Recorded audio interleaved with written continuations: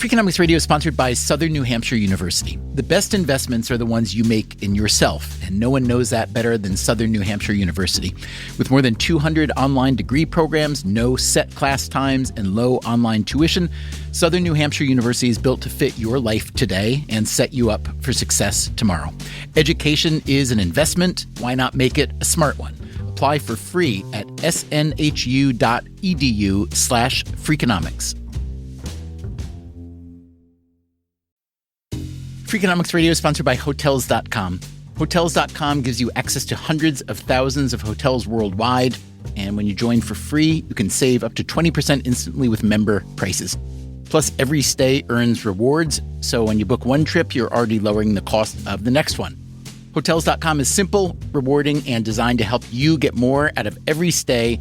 Sign up for free and book today. Hotels.com. It's all in the name. Freakonomics Radio is sponsored by Amica. You know what they say, if you want to go fast, go alone. If you want to go far, go together. So go with Amica and get coverage from a mutual insurer that's built for their customers, one that looks after what's important to you together. Auto, home, life, and more, coverage that fits your unique needs. Amica helps you protect what matters most. Visit amica.com and get a quote today.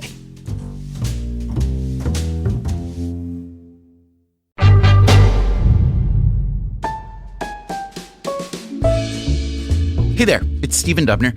Back in 2022, we published an episode called What is Sportswashing and Does It Work? The episode was primarily about a controversial new golf league called LIV Golf, L-I-V, that was financed by the Sovereign Wealth Fund of Saudi Arabia. When we put out the episode, LIV was just about to hold its first event. Since then, there has been a lot of news, lawsuits, a Senate hearing, copious name-calling. So we have decided to update that episode for you. We have also added a new interview with a sports lawyer who puts the controversy in context and tells us whether foreign investors may soon be flooding the NFL and NBA. That's the final part of the episode. I'd love to hear what you think. Our email is radio@freakonomics.com. As always, thanks for listening.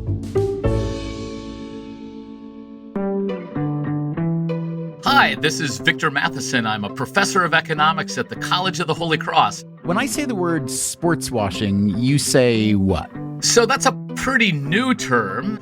Basically, it means using some sort of sporting event to try to cover over any problems a country has had in the past.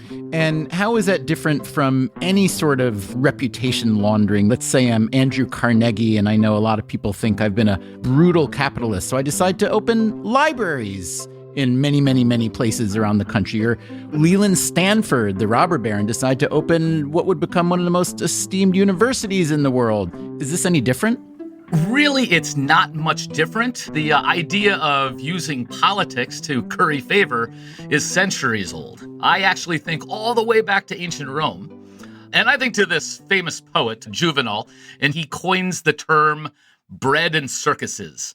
And the term bread and circuses refers to this. If a government can at least provide enough food to make their citizens survive, that's the bread part, and enough circuses, things like gladiatorial contests and chariot racing, if they can provide those, they can distract the populace from any other failings of the government. Okay. Getting back to today, what are some good, pure examples of sports washing?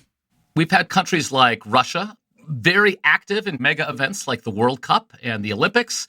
Same thing with China hosting now 2 Olympics in the last couple decades, or the Middle East getting into big sporting events recently. Now, Victor, your listing of the nations that have engaged in what we're calling sports washing, Russia, China, the Gulf states, there's an assumption in labeling this as sports washing that these countries are bad countries and that they are dirty and have a reputation to wash. But they probably think the same thing about us. So how is that fair? Mind you, I'm coming from an American standpoint, but the fact that these are countries without functioning democracies where you have no freedom of the press, or at least limited freedom of the press, by any sort of democracy or openness index. All of these countries rank very, very low to the bottom. And so they're trying to rehabilitate some sort of worldwide image. Just because Putin is going to be president for life, we're not so bad. Look how much fun you had during the Winter Olympics in Sochi. Now, if I think about sports washing, it falls into the category of what I think a lot of political scientists call soft power, right? You're not rolling tanks up to someone's border. You're sending sprinters or pole vaulters or football players. Why does sport have so much impact? So this is an unanswered question. And one of the things sports economists just find so fascinating is how interested people are in sports, despite the fact that it's actually not a very big business. All of spectator sports globally, all put together, is roughly the same size as Johnson & Johnson Corporation. The biggest sports league in the world, the NFL, has annual revenues less than Sherwin-Williams paint stores. But there's not an entire section of the newspaper dedicated to paint stores or pharmaceutical products. My personal favorite example of soft power is actually Thailand. Thailand, by some measures of U.S. opinion, is the third most favorably looked on country in all of Asia, behind Japan and South Korea, which, of course, are these big, long-standing democracies. Thailand's none of that. They are a fairly oppressive society. They do not have any sort of free and fair elections. They have military coups on a regular basis.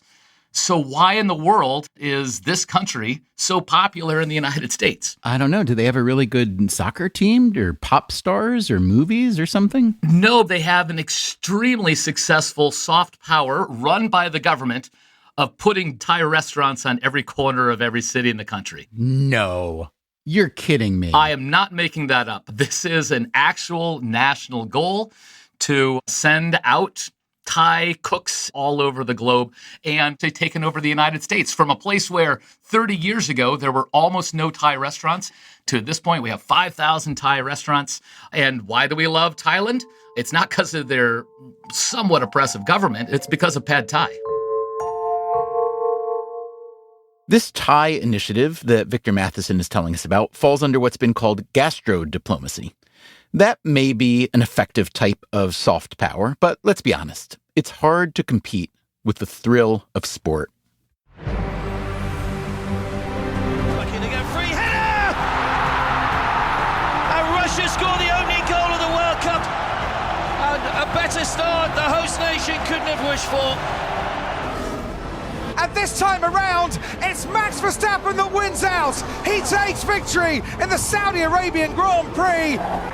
Berlin's great day dawns with the arrival of the Olympic flames. Flag-draped, cheering streets greet Chancellor Hitler on his way to perform the opening ceremony.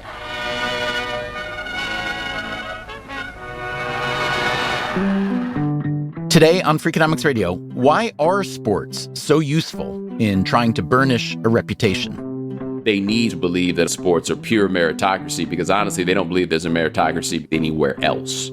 We focus on the latest case of sports washing in the usually boring precinct of professional golf. Even though they're in the middle of a desert and there's almost no golf courses in the country, they want to get into the business of professional golf.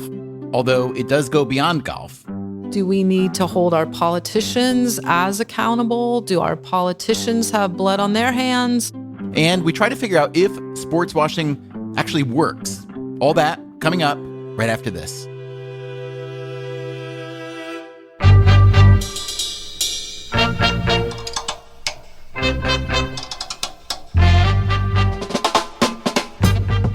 This is Freakonomics Radio, the podcast that explores the hidden side of everything, with your host, Stephen Dubner.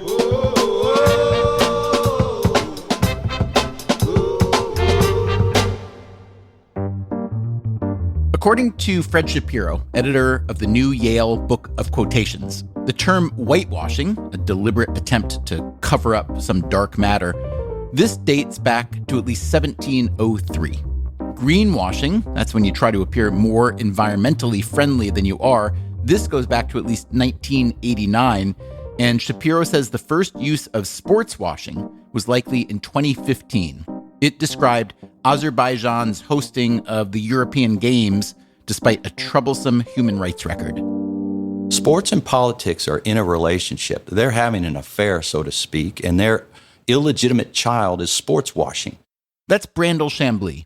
I'm an analyst for Golf Channel and NBC. Before that, Chambly was a professional golfer. Look, I was by no means a superstar. I wouldn't even say I was a star on the PGA Tour. He did earn more than $4 million over a 15-year career. I won one time on the PGA Tour, lost a few playoffs, but, I loved every minute of it. And how's your game these days? It's not bad. I mean, I'm pretty good for a commentator. Let's get to the topic that we really want to get to here, which is a brand new golf tour called Live Golf. Why don't you just take it from the beginning? They market themselves as a rival tour to the PGA Tour, and they are trying to recruit with massive sums of money superstar players to compete with the PGA Tour. For people who don't know or care about golf, describe the PGA Tour. It is not a league like the NFL with teams and owners. It's essentially a series of tournaments held in a different place every week. So who is the PGA Tour exactly, and what's the relationship of the average golfer with the tour? Well, to state the obvious, it's the major professional golf men's tour. It's a member-driven, philanthropic, nonprofit organization. The money that is brought into the PGA Tour goes to three different places. It goes to the players through purses and pension funds. It goes to charities, and it goes to run the future tournaments through administrative costs. Traditionally, the PGA Tour has offered no salaries and no guaranteed payouts. But if you play well, you can make a lot of money. The top three career earners in PGA Tour history are Tiger Woods with $121 million, Phil Mickelson with $95 million, and Rory McIlroy with $80 million. For every dollar earned on the course, a top golfer might earn 2, 3, even 10 times that amount in corporate sponsorships. So, the best golfers from around the world flock to the US-based PGA Tour to partake in its riches. It operates pretty much as a monopoly, and there have been attempts over the years to break this monopoly. The most recent one comes from an outfit called LIV, or Live Golf, LIV being the Roman numerals for 54, which is the score a golfer would shoot if he or she birdied every hole. This has never happened in the history of competitive golf, so the name is plainly aspirational. But that's not why Brandel Chambly and many others in the golf world hate the Live Golf Tour. They hate Live Golf because of who's bankrolling it. Live Golf is a Saudi-backed attempt to get the world to not pay attention to their atrocious record on human rights. The CEO of this new league is Greg Norman, the Hall of Fame Australian golfer. But the money comes from the sovereign wealth fund of oil-rich Saudi Arabia. It is, at least in my view, an attempt to manipulate the market with an economy of corruption where they pay lavish sums of money to get the world to look at what they're doing as reform. All the while, Saudi Arabia is experiencing the worst period of repression in modern history. Saudi Arabia is an authoritarian regime where women are treated as second-class citizens and dissidents are harshly punished. Crown Prince Mohammed bin Salman, or MBS, has made noises about reforming. He says he wants to make Saudi Arabia, quote, a country of moderate Islam that is open to all religions and to the world. But he has been linked to a long string of abuses, most prominently the 2018 assassination of Jamal Khashoggi, a U.S.-based Saudi journalist who had been critical of MBS. The fact is, the reform that he's promising is just a facade. So how are you supposed to put a positive spin on that? The Saudis have been engaged in sports washing for a very long time.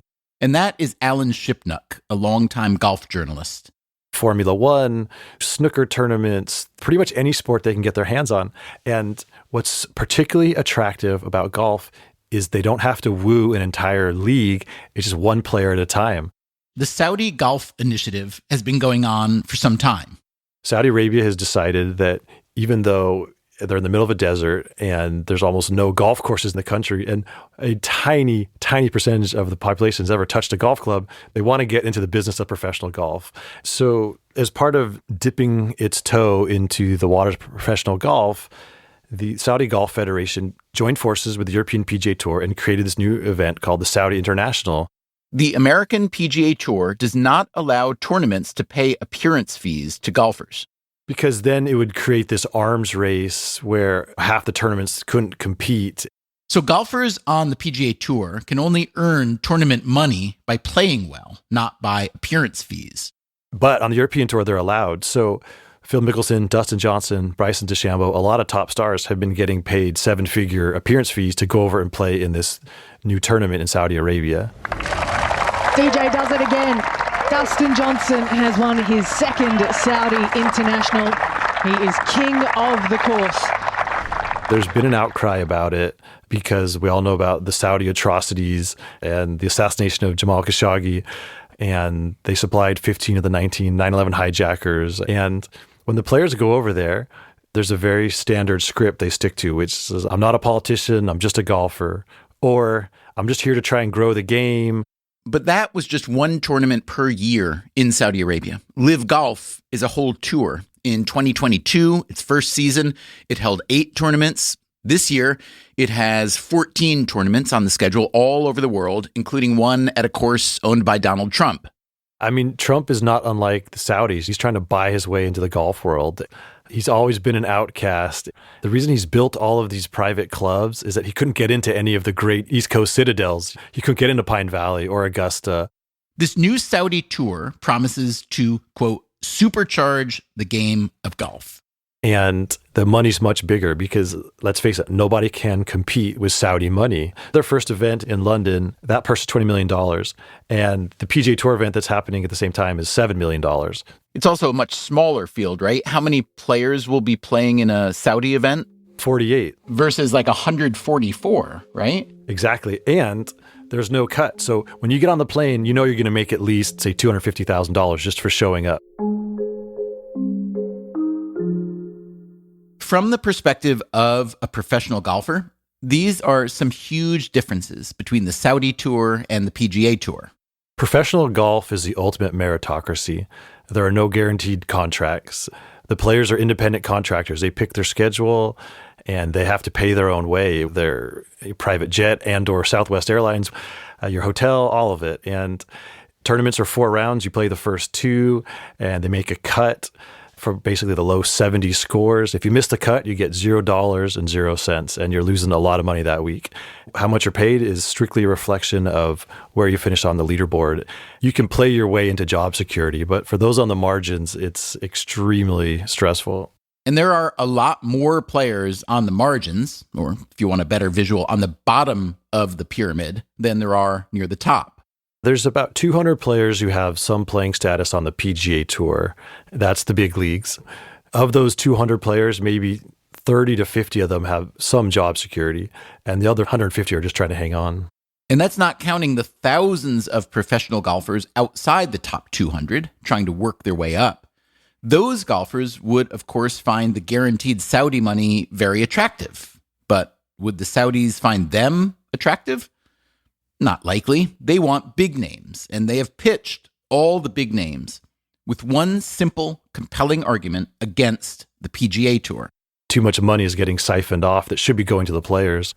That's a constant critique from the players about the tour. What share of revenues from the PGA Tour are going to the players, and how does that compare to, let's say, the NBA or the NFL? That's one of Phil Mickelson's arguments that he's been making for a very long time. The players have always felt like they needed a higher percentage. In the NFL or any of those leagues, all you have to do is look at the collective bargaining agreement. You can see this share of overall dollars will be spent on player salaries. In the NFL, I think it's around 48%. Do you have any sense of what that percent would be for the PGA Tour revenues? I do not, and I'm not sure anybody does. The tour, they don't like to open their books. That's another long-time complaint amongst the players is a lack of transparency. The PGA Tour is theoretically run by the players. They have an advisory council. They have a board of directors, but there is a commissioner who is the ultimate shot caller. So it sounds like what the best professional golfers in the world need is some rival to come along and offer better terms to the players that would either exert some leverage on the PGA Tour or could take over as the dominant tour in a way that would benefit the players more. Wouldn't it be wonderful, theoretically, if some rival league that was based perhaps on the other side of the globe could do something like that? Yes, indeed. And this is an old idea because in the 1990s, Greg Norman tried to form a world tour that would be a rival to the PGA Tour. Even though the PGA Tour is not a league like the NFL, and even though the golfers are independent contractors, this does not mean the PGA Tour gave its golfers their blessing to go play in the new Saudi league. In fact, they suspended players who chose to participate in live events. But that did not stop a lot of golfers from joining the live tour. Several weeks before the first live tournament, I asked Brandel Chambly who he thought would play. Well, it seems like Lee Westwood's going to be there. Sergio Garcia, Martin Keimer, Ian Poulter. Pretty sure Phil Mickelson will be there. Other than Mickelson, the golfers Chambly named are older European players, great golfers, major championship winners, but also well on the downside of their earnings arc. But that's about it. Tiger Woods has said no. Rory McIlroy has said no. Scotty Scheffler, Jordan Spieth, Justin Thomas, Xander Schauffele, Colin Morikawa, they have all said no. And then, right before the first live event, one very prominent U.S. golfer did say yes. Dustin Johnson. Remember him? Dustin Johnson has won his second Saudi International. Dustin Johnson had recently been the number one ranked golfer in the world. He won the Masters in 2020, the U.S. Open in 2016, and he has many more wins on the PGA Tour. So he is not remotely a has-been. And yet, he resigned from the PGA Tour and joined the Saudi League. Why? Well, it was reported that Dustin Johnson received $150 million for headlining the LIV Golf Series. That's double his career earnings to date.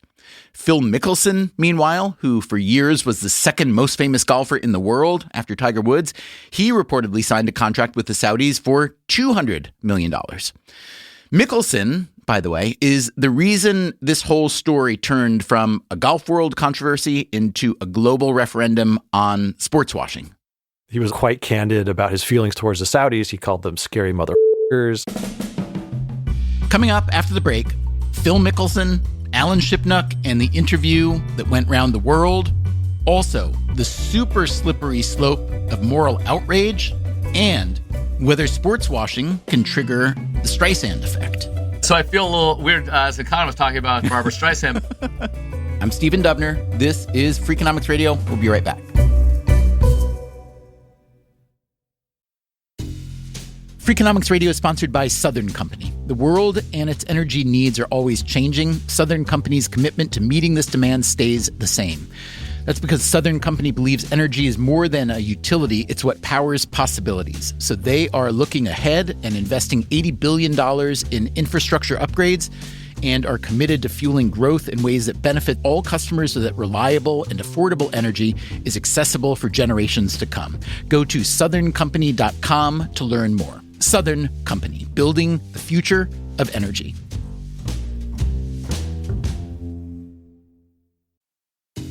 Freakonomics Radio is sponsored by Range Rover Sport, a vehicle that blends power, poise, and performance. With a distinctly British design, the Range Rover Sport is built to take on roads anywhere. Free from unnecessary details, its raw power and agility shine. Combining a dynamic sporting personality with elegance and agility, it delivers an instinctive drive. Its assertive stance hints at an equally refined driving performance.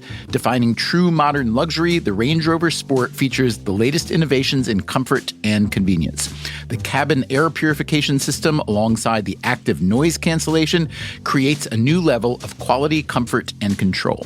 Terrain Response 2 offers 7 terrain modes to choose from, fine-tuning the vehicle for any challenging roads ahead. A force inside and out, the Range Rover Sport is available with a choice of powerful engines, including a plug-in hybrid with an estimated range of 53 miles. Build your Range Rover Sport at rangerover.com/US/sport.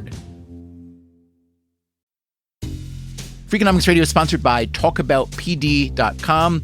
Let's talk about Peyronie's disease, or PD. It's not widely talked about, and some men may feel reluctant to bring it up, but it's more common than you would think. PD can happen when scar tissue builds up under the skin of the penis, causing a curve with a bump during an erection that for some men may lead to pain during intimacy and impact mental health.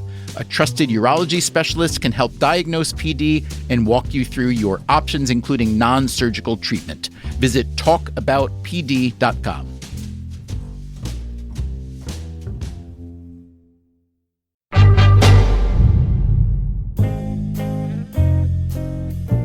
In 2021, Phil Mickelson set a golfing record that may never be broken. At 50, he became the oldest golfer to ever win one of the 4 major championships, in this case, the PGA Championship. It was his 6th major victory in a long and phenomenally successful career. Mickelson has always been incredibly popular with golf fans, most of them at least, but this victory was something special. Here it is. Biggest moment of a legendary career. Phil defeats Father Time.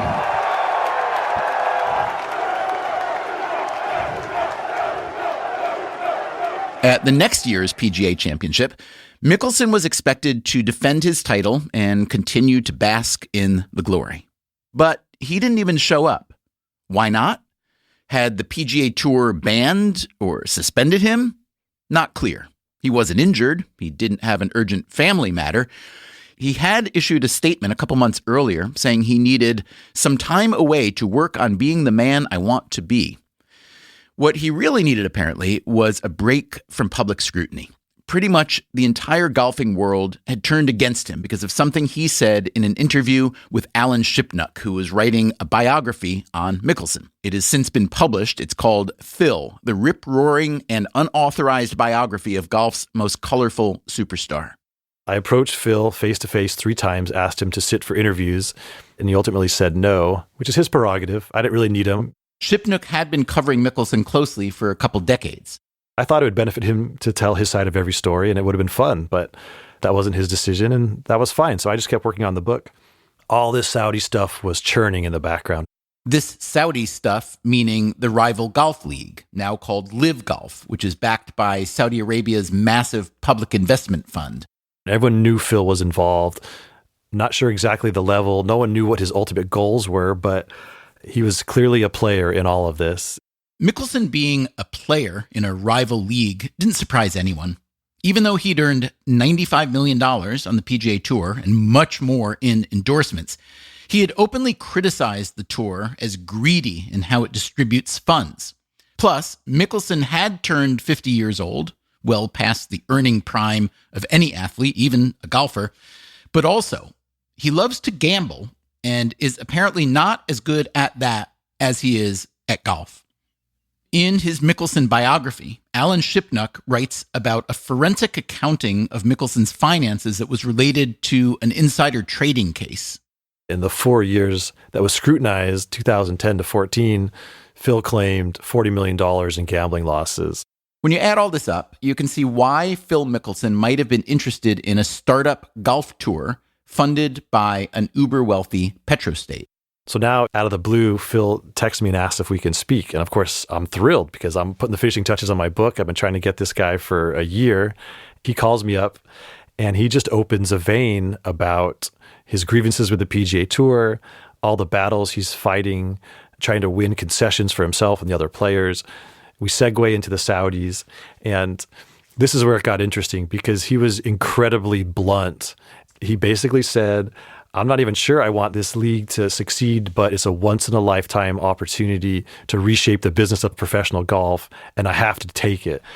And He was quite candid about his feelings towards the Saudis. He called them scary motherfuckers, and he admitted that it's just sports washing and that we know they killed Jamal Khashoggi and we know they execute people for being gay over there. But nevertheless, it's just too good an opportunity to pass up. And was it on tape? Our conversation? No, I was just taking notes on my computer as we spoke. What were you feeling as he's talking? On one hand, I was deeply impressed by his candor, and it was so refreshing because he was straying from the script about we're going over there to grow the game, which we all know is total BS. Again, athletes have been in bed with the Saudis for a long time. That wasn't news, but there was a couple of things I think that made this so explosive. One was how callous Phil was in just disregarding the Saudi atrocities. There was also the sneakiness that he was actually helping this rival league get started in a way that could harm his home circuit and all the players who rely on that. When you say sneakiness, I just want to clarify, did he and other golfers that he enlisted actually hire the lawyers to write up the documents that became the league charter? Yeah, that's what Phil told me. So there was that. And really, he said the quiet parts out loud. That's what was so stunning because, as discussed, there's certain code words that these players use when they go over to Saudi Arabia, but no one actually just tells it like it is. You might think Phil Mickelson would have gotten a little bit of credit for being so candid, for saying the quiet parts out loud, as Shipnuck puts it. But he didn't. The moment Shipnuck published these comments, Mickelson was vilified by most of the golf world. That includes Golf Channel analyst Brandel Chambly. He spoke with seeming amusement about the atrocities and acted as if he was only interested in the atrocities to the extent that they provided him with leverage so that he could get everything he needed with the PGA Tour. When you take all that in its totality, it was reprehensible. The way Chambly sees it, no amount of money can paper over the decision that Mickelson, Dustin Johnson, and the other golfers have made. The minute they take that money from Live Golf, they are now dependent upon and subservient to MBS and his thugs.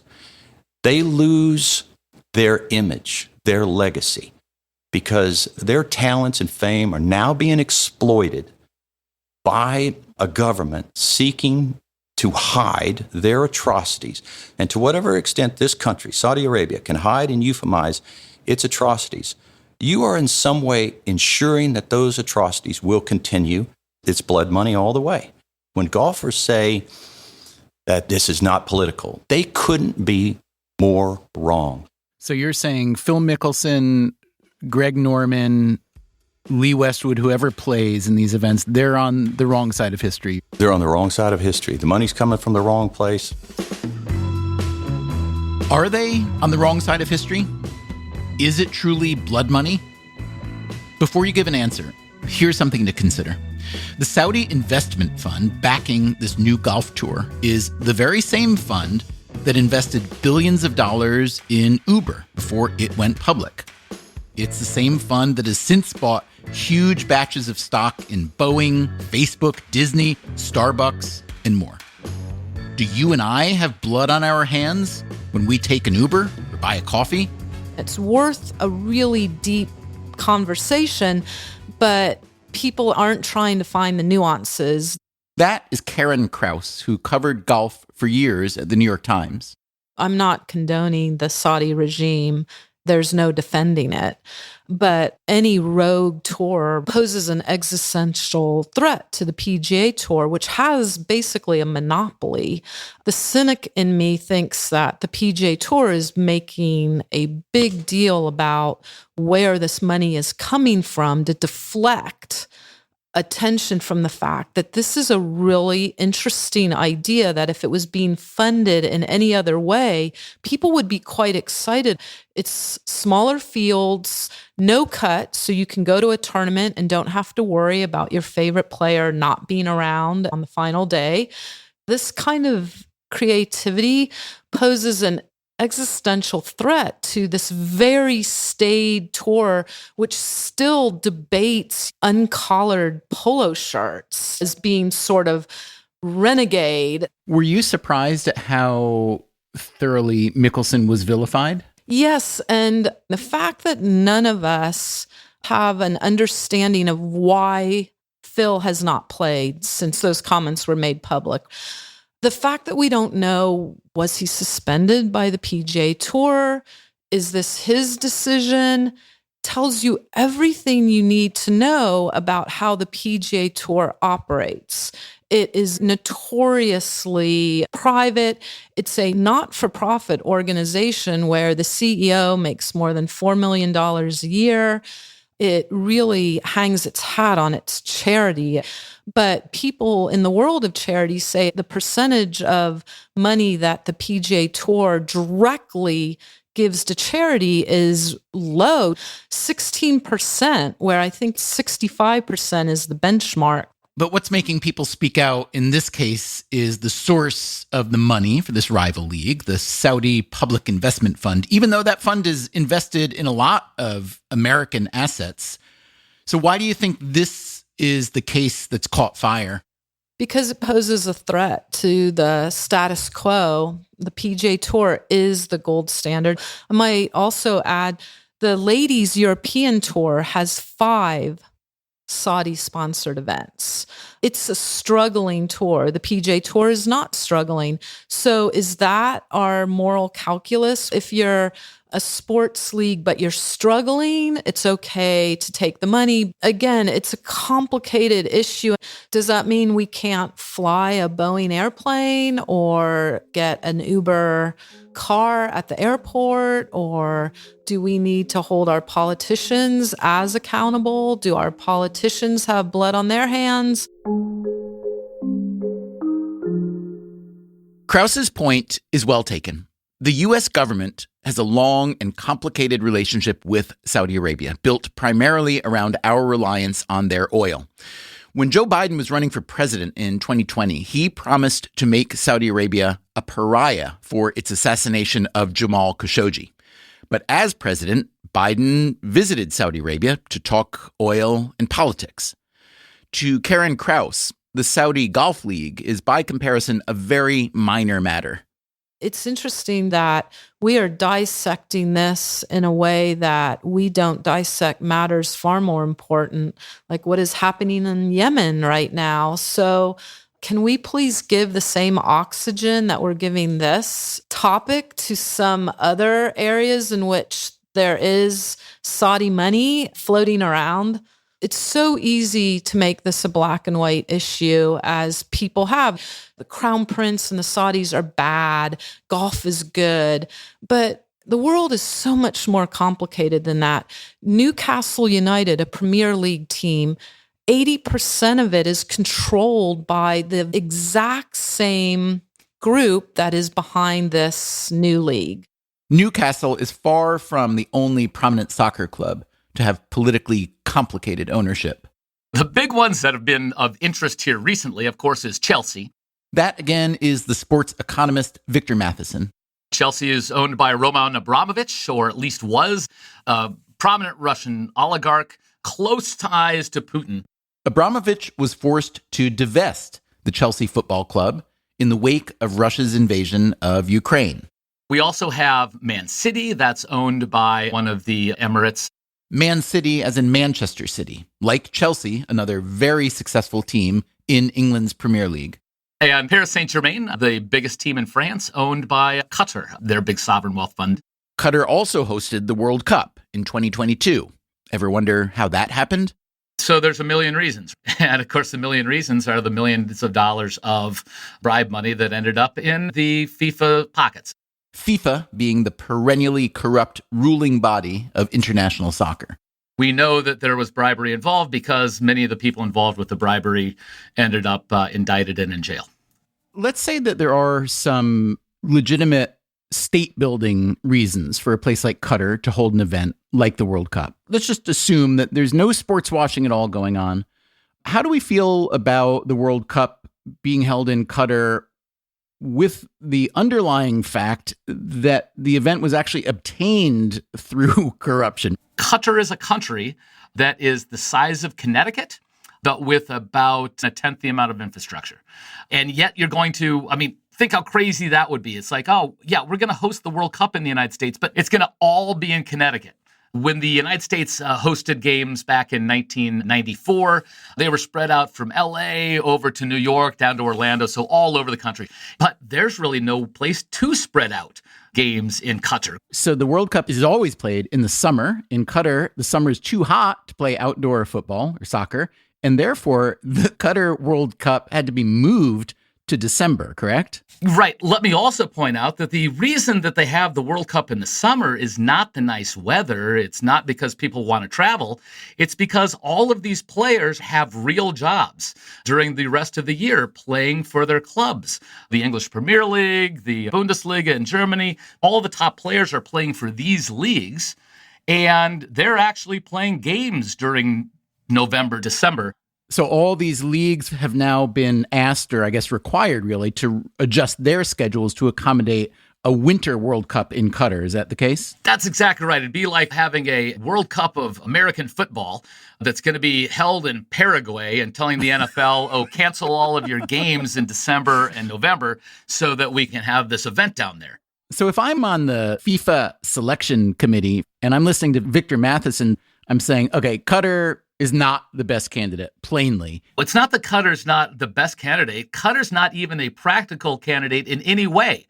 I mean, Qatar's not even the 420th best candidate out there. So the message I'm hearing from you is that sports washing may not necessarily be very effective. Sometimes a little bit, sometimes not. But bribery is fantastic. That's my takeaway. Again, I've been telling you that sports washing has been going on for centuries. Guess what? Bribery has as well.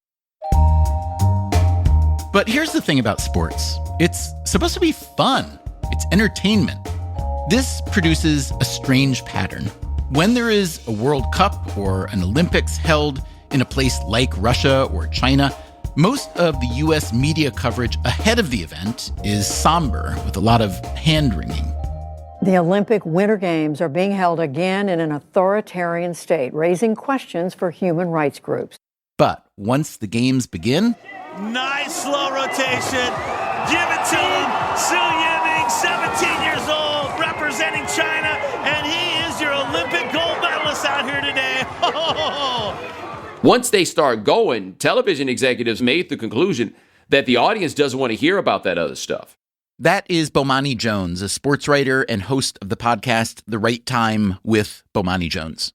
It's real easy for them to forget about any of the larger stuff because now they have games to talk about. So what do you say to the sports fan who's like, I just want to watch the game. I don't want to make sports political. It's like sports is the one place I have that's not political. Well, I mean, for one, that fan is usually a white male because sports can be apolitical to you as a member of the majority group. We start with that part.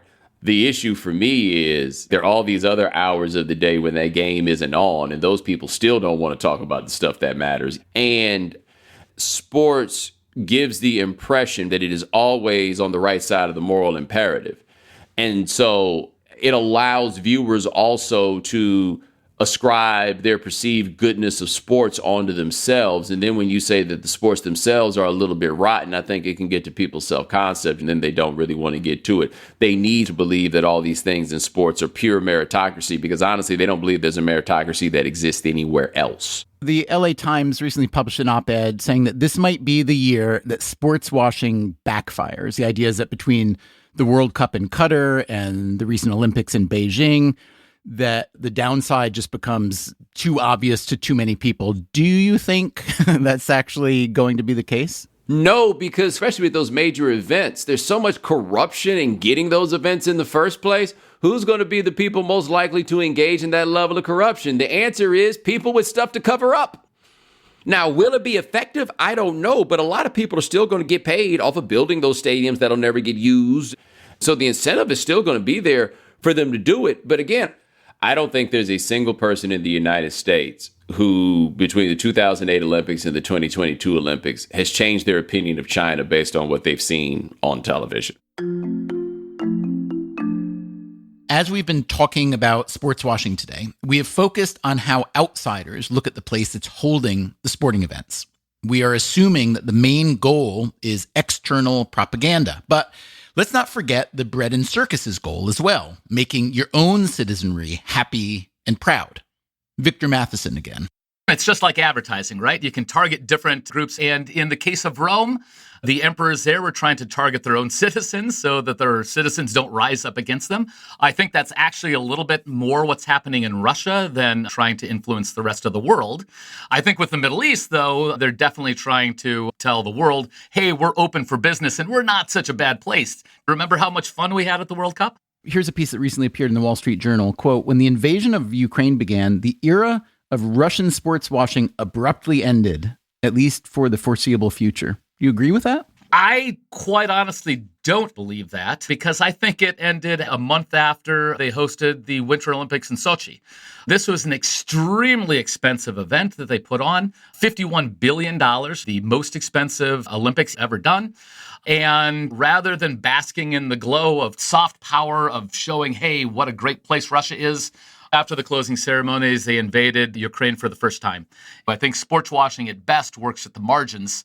It's not going to erase tanks rolling across a border. Talk to me for a moment about the 1936 Olympics, which Hitler meant to be a showcase for Aryan dominance and for his ideology. So what happened there? It's not that Germany was trying to say, hey, this Nazism, it's not that bad. What they're trying to do there is they're saying the new German way is most powerful, and we're going to project power to the rest of the world through this great event. So how much did Jesse Owens ruin Hitler's Olympic party? Certainly some. If this is a big show of Aryan dominance, it didn't go so well when the great Jesse Owens, the African-American track star, wins 4 gold medals, putting a bit of a nail into that coffin. But do you think that throwing that kind of party in Berlin in 1936 did anything to allow Hitler to continue to strengthen what would turn out to be this Europe-wide and then global aggression? Do you think it did anything to build the movement that turned into the war? I think it certainly sent the message that Germany was a force to be reckoned with. And to the extent that a big spectacle was popular among his own people, gives him some ability to solidify his standing with his own people. Because if you're going to engage in a half-decade-long world war, you at least have to have your own people behind you, which, of course, he did for a while there. Are you familiar with an idea known as the Streisand Effect? Yes. So I feel a little weird as an economist talking about Barbara Streisand, but the Streisand Effect basically comes from the idea that if you advertise things, people actually come and say, oh, we're going to look more deeply into this. So if you have things to hide, maybe you don't want to draw attention to yourself. Yeah, I think what happened is that a photograph of her house on the cliffs above the beach in Malibu was made public, and she felt her privacy was invaded, and she sued, which ended up calling even more attention to the situation, and now everybody knew where Barbara Streisand's house was. Along those lines, do you think that when a country like Russia or China or Saudi Arabia or Qatar engages in what we consider sports washing, do you think it backfires, that they're pulling a Streisand and focusing attention where they'd rather it not go? I think we can look at 2 potential things where this is the case. If we go back to the Winter Olympics in Sochi, a huge amount of attention was placed upon the fact that this was by far the most expensive games that have ever taken place, which got a lot of people thinking, well, why in the world would someone spend $51 billion putting on this event? And how in the world can this event be $51 billion? Is this just all corruption? And what do the people think about their money in a moderately poor place like Russia being spent on a 3-week party? I think even more so when we're looking at the World Cup in Qatar, this is a place where I think 95% of Americans couldn't have identified Qatar on a map a decade ago. A lot more of them probably can now. But it also means that we're learning a lot about Qatar. And what have we been learning? Well, some things are good, right? Al Jazeera, as much as it sounds scary and foreign to Americans, it's actually a pretty good news organization. And that's in Doha, in the capital of Qatar. But we also know that they've imported a huge number of foreign workers and placed these workers under terrible, terrible working conditions, confiscated their passports, not allowed them to leave. By some estimates, I've seen that Thousands of guest workers have died while they have been in Qatar, and also treatment of their own citizens. Qatar is a very conservative country. The ability of women to have full participation in the workforce and in society, that's not to say anything about people like LGBTQ community. And even beyond sports, if you're a pop singer, Victor, and I want to hire you to come perform at my daughter's 13th birthday, and I happen to be an Emirati prince, and I offer you $2 million, I don't hear people getting too distressed about that, or do we? So you certainly do see some people turn that money down. But again, $2 million to play a birthday party, doesn't matter if you're Britney Spears or not, that's still $2 million. And that's hard to turn down. You're saying if someone asked you to come sing, you'd do it for $2 million? Yes, I certainly would. And I'll send you my standard contract after we get off this call. Can I hear the demo tape first, though? Absolutely. Does that mean you actually do sing? Yes. Yes, I was a singer in college at a fairly good choir. I did not know that. So what should we do? You never close your eyes anymore when I kiss your lips. I think that's what we'll end with.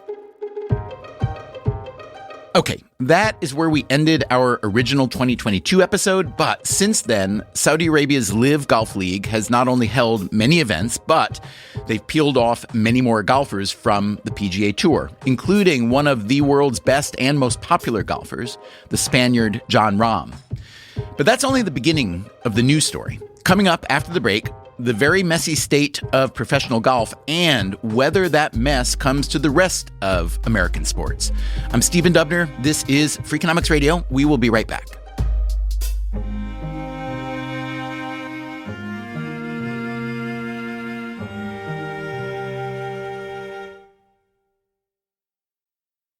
Freakonomics Radio is sponsored by Figure. Did you know that 40% of homeowners own their home outright? If that's you, don't let your equity sit idle. Tap it with a home equity line of credit. Figure, the #1 non-bank HELOC lender in the U.S., helps tap equity you've built in your home so you can do things like tackle a renovation or pay down debt. HELOC is a line of credit secured by your home. You can draw what you need, repay, and draw again. Figure offers a 100% online application. Get approved in 5 minutes and funding in as few as 5 days. It's faster than a bank loan and cheaper than a personal loan. Check your rate today without impacting your credit at figure.com/Freakonomics. This post is sponsored by Figure, NMLS ID 1717824. Figure is an equal housing lender. For more information about their licensing, visit nmlsconsumeraccess.org. Figure's HELOC is subject to credit approval and terms apply. Freakonomics Radio is sponsored by Zip System. Zip System building enclosures are designed as one integrated roof and wall system that makes it faster and easier to create a tight, dry building enclosure. Instead of a mix and match approach, all components work together as one system, eliminating the need for house wrap and felt. Because they keep your build protected against weather starting from day one, that means fewer steps and less opportunities for delays. Explore their family of products and learn more at zipsystem.com. Freakonomics Radio is sponsored by LinkedIn Ads. Ever invested in something that didn't live up to the hype? Marketers know that feeling. They optimize for the numbers that look great, like impressions, but then they don't see revenue. LinkedIn has a word for that: bull spend. Instead, you can get the highest ROAS of major ad networks with LinkedIn. Cut the bull spend, advertise on LinkedIn. Spend $250 and get a $250 credit. Go to linkedin.com/Freakonomics. Terms apply.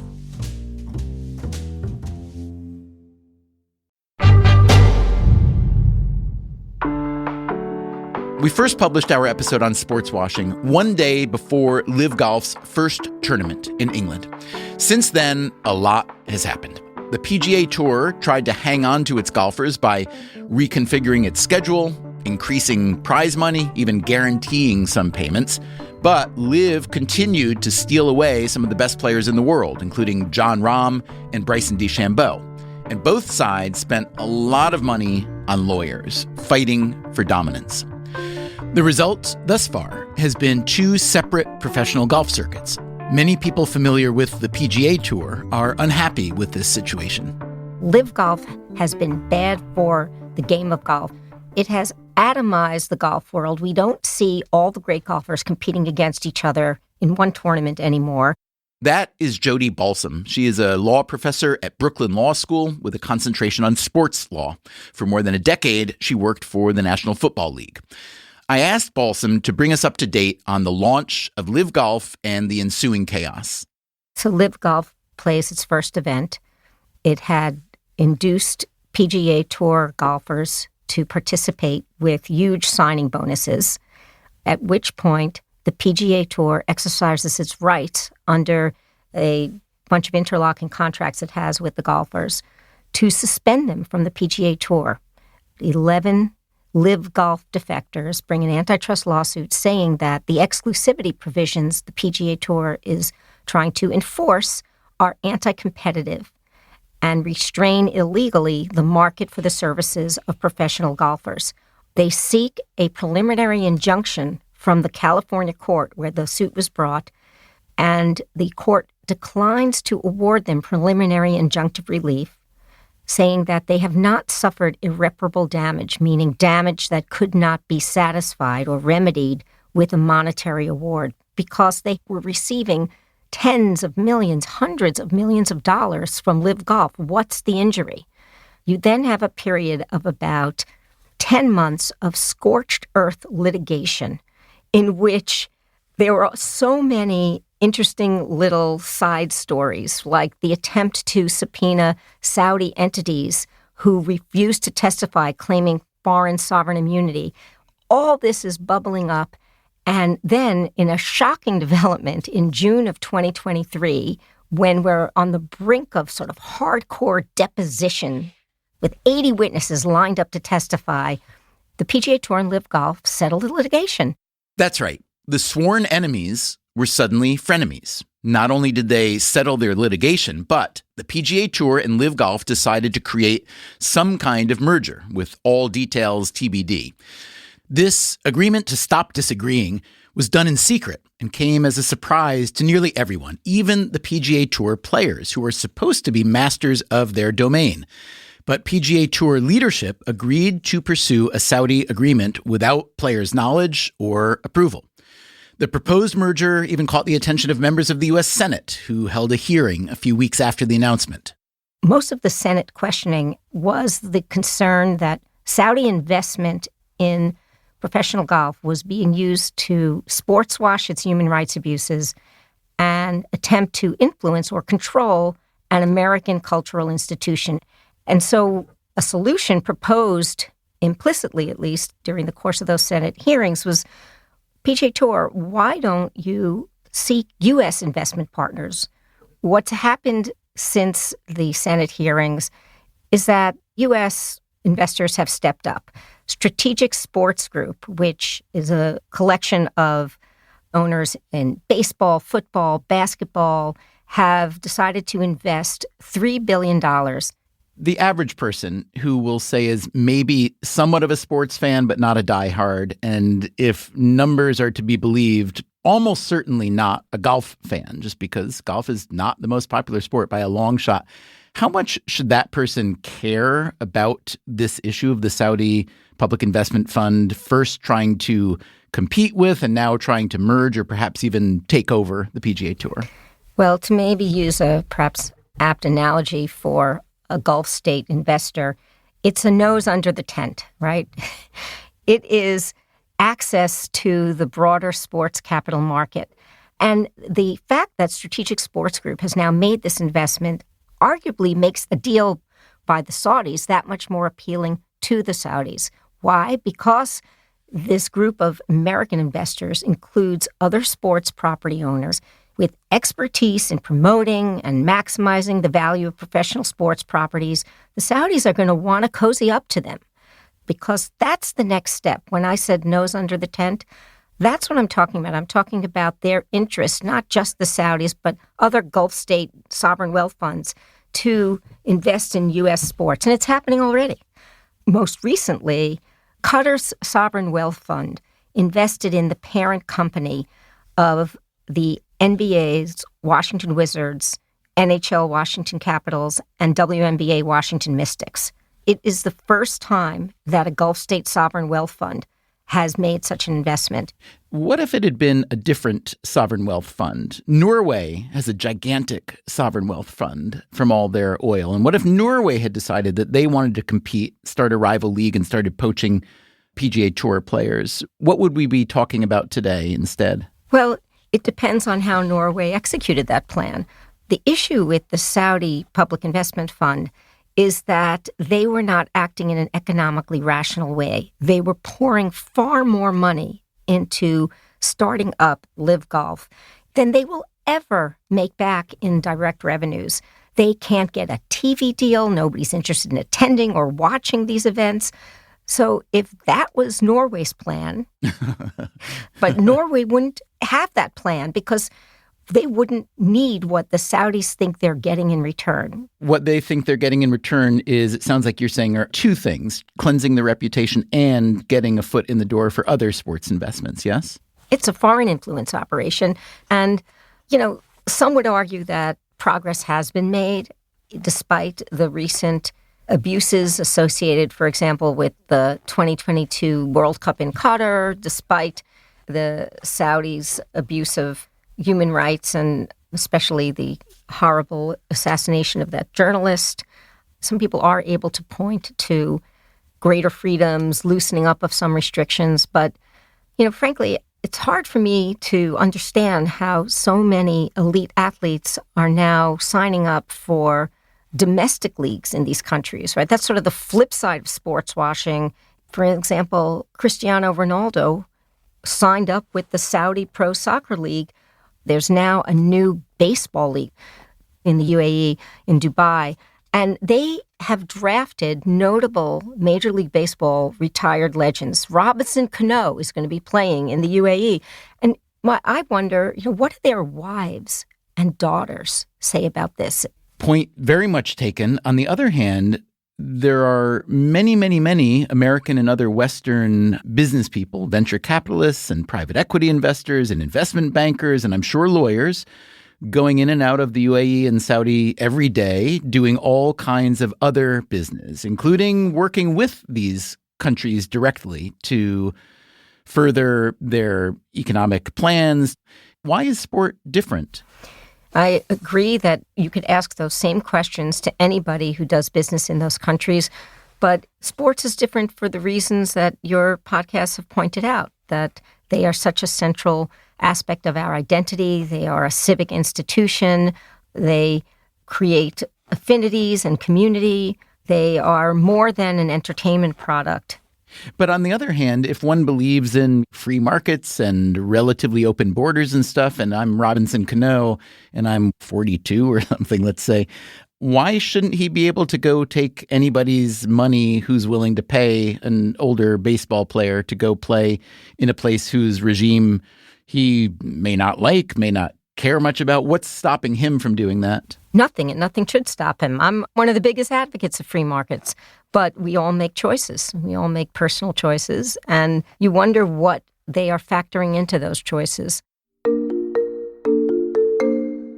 Can you just describe from a 30,000-foot view the level of foreign investment in American sports? It's far less than Europe, although it's heading in that direction. One of the reasons that the American leagues are increasingly open to that kind of investment is because franchise values have just exploded over the last 10, 15 years.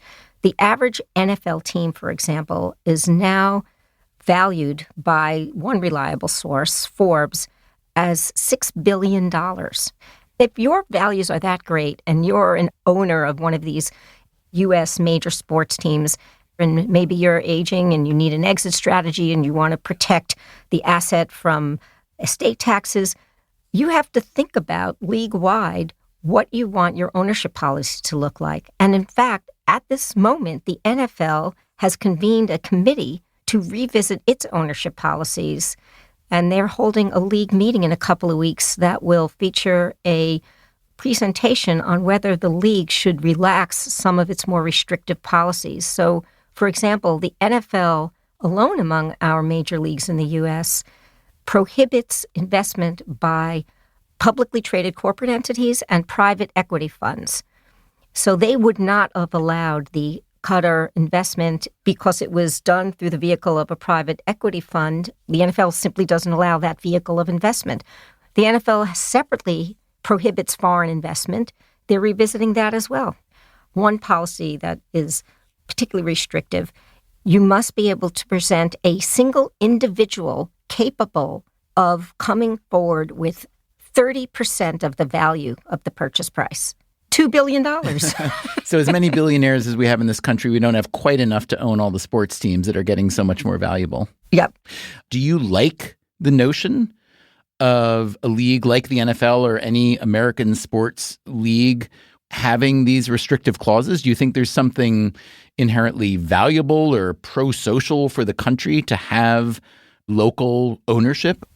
Yeah, I mean, sports teams in the U.S. and frankly in many parts of the world are civic institutions where we, as fans and consumers of these entertainment products, develop strong affinities for them, and they're part of our identities. And to the extent that sports teams partner in significant ways with their local communities through municipal investment in infrastructure and stadiums, philanthropic activity, I think it is helpful. It's important that there be a truly local face of the team, but I'm not convinced it requires banning altogether foreign investment. I think the issue here is not should we ban all foreign investment, but if you are going to partner closely with investment from countries where there are significant human rights issues, then you have to figure out best practices for that partnership. And other industries have done so. Well, let's talk about other industries. Why is investment in the PGA Tour, or why would the ownership of an NFL or NBA team buy, let's say, a sovereign wealth fund from Saudi Arabia or Qatar? Why would that be different than those exact same funds investing heavily in U.S. firms like Uber and Meta and many, many more? They are civic institutions in the way that Uber or Boeing may not be considered to be. One avenue for restricting or monitoring foreign investment is when that investment might present a national security concern. I'm not saying that investment in sports teams rises to that level, but sports teams need to tread carefully not to betray their fans in whoever they partner with. One thing that I have been thinking about is how the current Middle East crisis might affect sovereign wealth sports deals. And there is evidence that it has slowed some of them down. So, for example, there was an offer by Qatar Sheikh Hamad Al Thani. He had a multi-billion-dollar offer to buy an interest in Manchester United on the table, and he withdrew it right after the Hamas attack. In the wake of that attack, every major U.S. sports league and many of its teams made public statements on all their social media feeds. They stand with the people of Israel. At the same time, the Qatari government puts out a statement holding Israel responsible. This, to me, is an example of a direct conflict of values and visions that highlight the issue of sports washing. Here you have your business partner, the Qatari government, making the exact opposite statement that you have made about an important geopolitical issue. How do you reconcile that? Considering what you just told us and considering the statements made by the NFL and NFL teams, where do you think the upcoming NFL meetings will land in terms of loosening ownership rules? I think it'll be part of the conversation. I think there's no avoiding that, addressing that very problem, that these are unreliable and unpredictable partners. If we decide to accept foreign investment, especially from Gulf state sovereign wealth funds, we have to have a plan. How are we going to deal with the next crisis? Because there's always going to be one. Let me ask you one last question. As hard as it may have been to conceive that the NFL would allow foreign investment, maybe even yesterday, but especially 10 or 20 years ago, I also think how the NFL used to be so anti-gambling that they wouldn't even say the word Vegas. And now... We've just had a Super Bowl. Right. We've had a team in Vegas. The Super Bowl is in Vegas. And the NFL is very much in partnership with sports betting firms. So what do you think that change says about the direction of pro sports generally? In sports, it's always about balancing the integrity and authenticity of the product, the unique connection they have with their consumers against the financial constraints and incentives. It's never going to be static. There's never going to be a point in time where they say, okay, we've hit equilibrium, we've got the balance right. They're always going to be adjusting. And this is just a new phase of adjusting to market realities. The market realities of professional sport can seem unreal sometimes. That is a topic we will keep exploring on this show. I would love to know what you think about sports washing, about live golf, about the future of professional sports. Our email is radio@freakonomics.com. We will be back soon with a regular episode of Freakonomics Radio. Until then, take care of yourself. And if you can, someone else too. Freakonomics Radio is produced by Stitcher and Renbud Radio. This episode was produced by Ryan Kelly. Our staff also includes Alina Kuhlman, Eleanor Osborne, Elsa Hernandez, Gabriel Roth, Greg Rippin, Jasmine Klinger, Jeremy Johnston, Julie Canfer, Lyric Bowditch, Morgan Levy, Neil Carruth, Rebecca Lee Douglas, Sarah Lilly, and Zach Lipinski. Our theme song is Mr. Fortune by the Hitchhikers. All the other music is composed by Luis Guerra. You can get our entire archive, as well as all the other shows in the Freakonomics Radio network on any podcast app for free. As always, thanks for listening.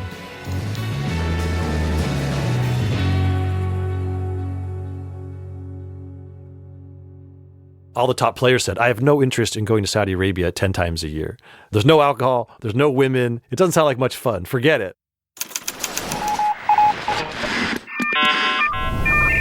The Freakonomics Radio Network, the hidden side of everything. Stitcher.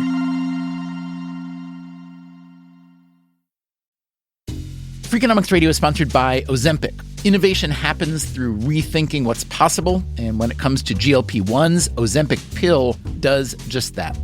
Learn more about Ozempic semaglutide tablets, 4 and 9 milligrams, by calling 1-833-OZEMPIC or visit Ozempic.com to view the medication guide and ask your doctor what's possible with FDA-approved Ozempic pill. Welcome back to Should I Get It Delivered?